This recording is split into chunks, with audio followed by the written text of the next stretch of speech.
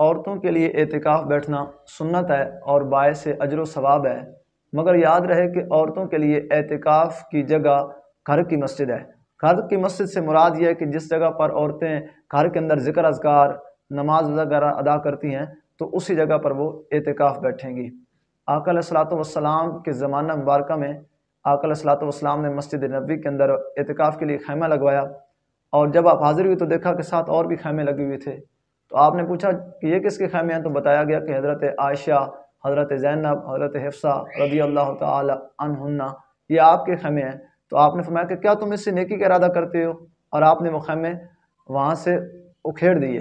تو پتہ چلا کہ جب عورتوں کا مسجد کے اندر اعتکاف بیٹھنا ازواج مطہرات کا آقا علیہ الصلوۃ والسلام نے خود پسند نہیں فرمایا، اور حضرت عمر فاروق رضی اللہ تعالیٰ عنہ آپ کے زمانہ مبارکہ کے اندر باقاعدہ طور پر عورتوں کا مسجد میں آنا اور جماعت کے ساتھ شامل ہونا اس سے بھی منع فرما دیا۔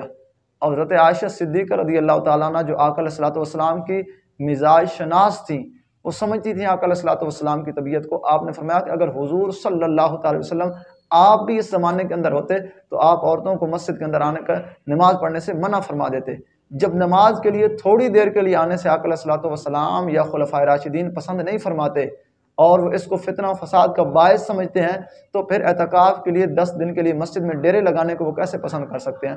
تو اس لیے جو گھر کی مسجد ہے، جہاں پر گھر میں ذکر و اذکار کیا جاتا ہے، مصلی بچھا کر وہ عبادات کرتی ہیں، عورت کے لیے وہی مسجد کے حکم کے اندر ہے، اور وہیں پر ہی بیٹھ کر عبادت کرنا اس کے لیے افضل اور اعلیٰ ہے۔